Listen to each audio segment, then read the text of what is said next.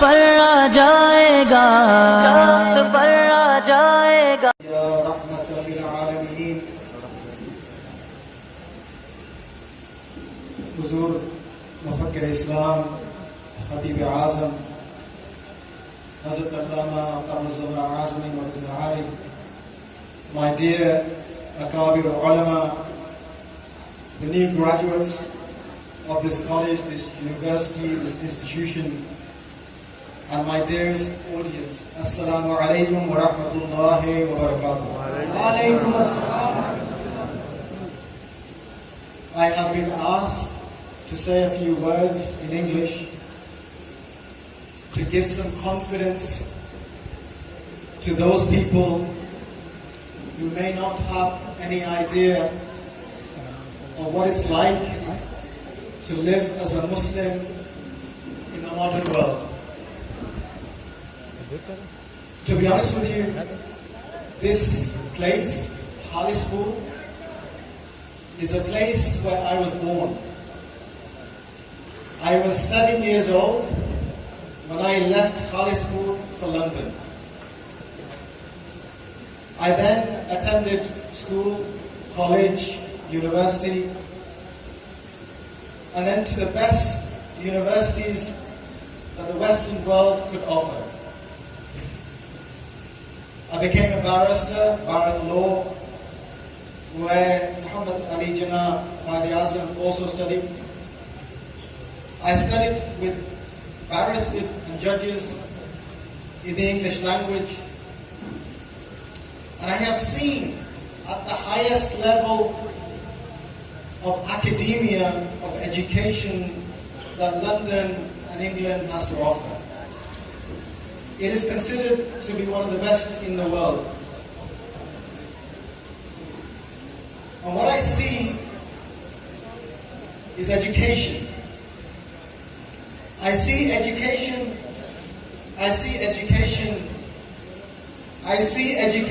but I do not see knowledge.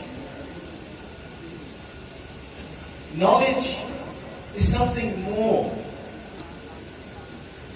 And what secular society has done is they have separated knowledge of deen to the knowledge and education of dunya. Anybody that goes to college or university, studies secular sciences, becomes a doctor, a lawyer, engineer, information technology, psychiatry, psychology, physiology, astronomy, they do not have the knowledge of deen. And those that go towards deen, who become hafiz, alim, they do not have generally the knowledge of the sciences, nor the education that dunya has to offer. And we are progressing life separately. And from an experience of what I see, the majority of the world is gaining position and power, and those who are studying only deen, they are restricting themselves. If you look at the last 100 years or 200 years, you see that mankind has advanced. Mankind has advanced in many fields. There was a time when mankind thought and dreamed that they could fly like a bird.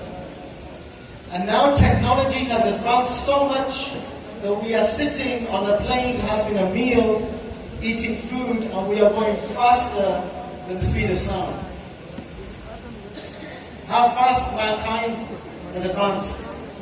There was a time when mankind needed to open up the body of a human being to see what was the problem. What was the disease?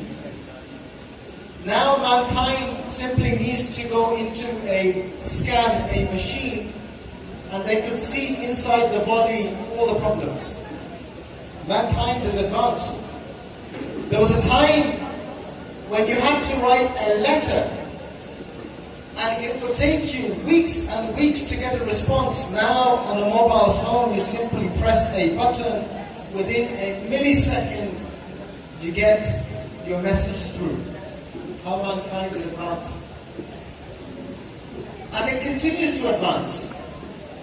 We are seeing advancement in electric cars, in cars that drive by themselves. In the next 10, 20 years, this will be upon us. Mankind is advancing. For all these advancements, Muslims have played a zero role. Muslims have not been anywhere in this advancement.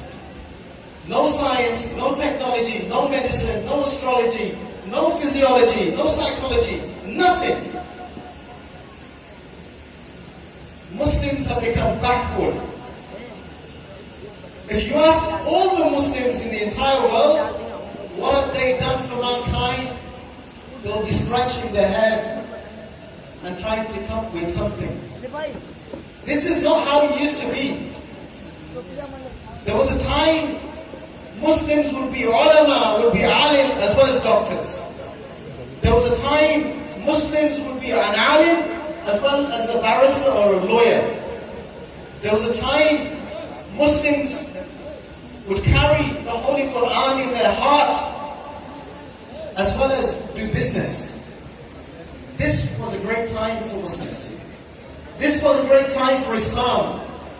But what we have done is what the non-Muslims have wanted us to do. Separate the two. And whilst I am really happy and overjoyed to see all the graduates, may Allah subhanahu wa ta'ala bless them, elevate their status. What would be really important, and it's a word of guidance, that they continue their education. This is the foundation of Muslims. Being a Hafiz is a foundation of being a Muslim. Being an Alim is a foundation of being a Muslim. Your education starts now. Your elevation starts now. Where you need to be is much higher. And if you were to do anything for mankind, you will see the rest of mankind coming to help you. Mankind is criticizing Muslims at the moment, calling them terrorists, calling them jahil. What have you done for mankind, they say? What have you done for humanity? What have you done for the sciences? What have you done for education? What have you done for philosophy? What have you done? Show me. In the last 100 years, what has Muslims done for mankind? So why should we expect mankind to help us? It's a learning lesson that we should take with us.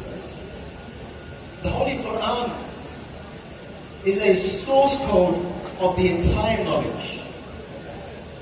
It has all the answers. And these young students, young graduates, have secured it in their heart, subhanAllah. Iqra, Allah subhanahu wa ta'ala says, Iqra bi-ismi rabbika alladhi khalaq. Read. Educate yourself. Say. And when the Prophet sallallahu alaihi wasallam asked, he was asked 3 times, Iqra, read, read. He didn't read. The only time he responded is when he was asked, Iqra bi-ismi rabbika alladhi khalaq. Read in the name of your Lord who created you. What do we learn from this? We learn that education is nothing without the belief in Allah subhanahu wa ta'ala.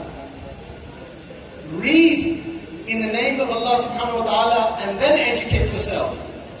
If you educate yourself without deen, you are nothing. And I see this, that although advancements have taken place in the Western world, they have no real knowledge.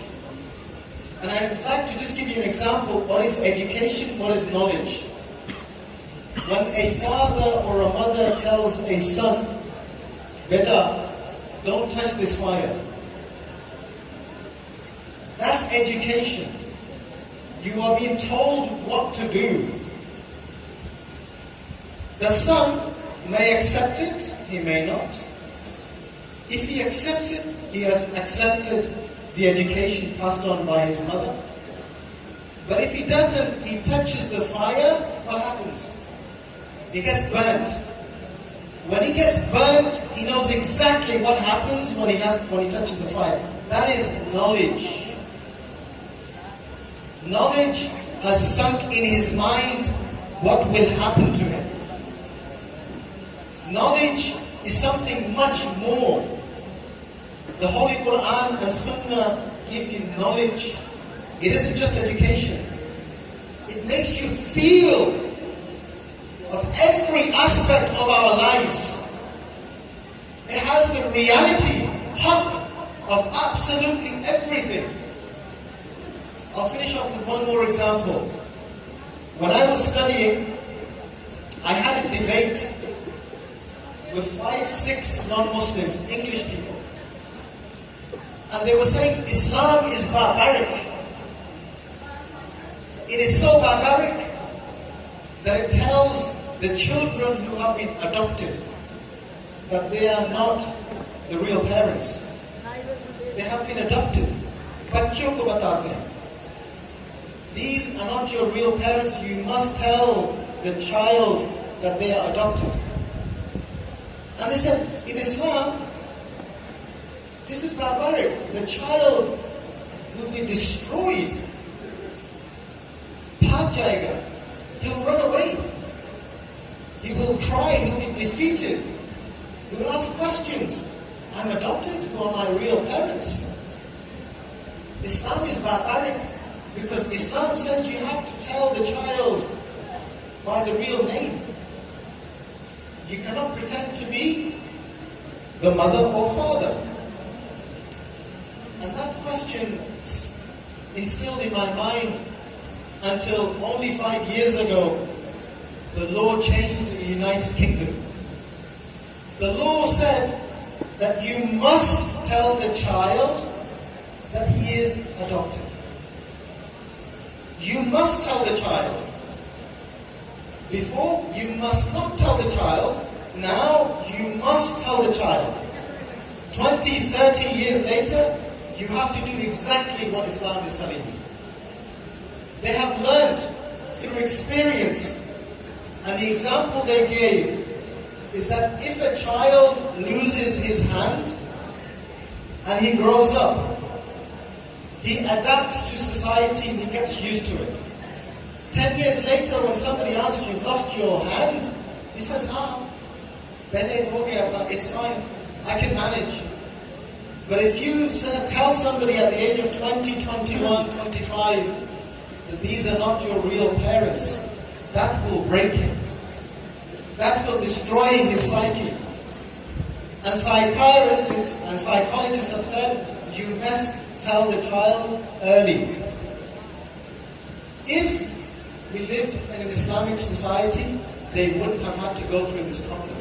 They would have known this much before what the rule of adoption was. And I can give you many examples, but I know this is not the time or place. May Allah subhanahu wa ta'ala bless these youngsters, elevate their status, and give them the confidence to acquire the knowledge of deen and continue to acquire, but as well as that, acquire the knowledge of dunya and the practical application of the Quran and Sunnah. Wa akhir da'wana alhamdulillahi rabbil alamin.